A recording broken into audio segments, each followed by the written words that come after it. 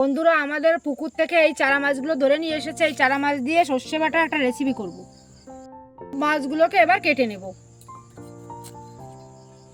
চুনো মাছগুলোতে লবণ হলুদ মাখিয়ে নেব, লবণ হলুদ মাখিয়ে নেব। সর্ষেটা বেটে নেব।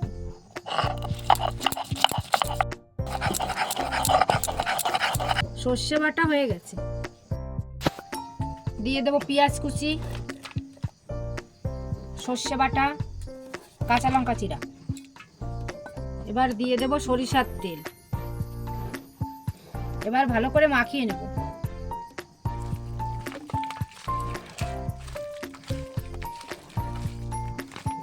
এবার একটা কড়াইতে দিয়ে দেব।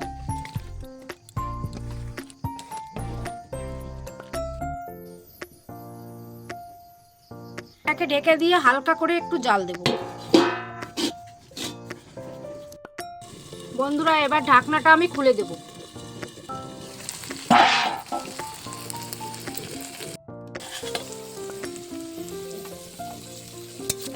সর্ষে বাটা দিয়ে চুনো মাছের পাতুরিটা আমার কমপ্লিট হয়ে গেছে। আমার রেসিপিটা ভালো লাগলে লাইক কমেন্ট শেয়ার করে দেবে।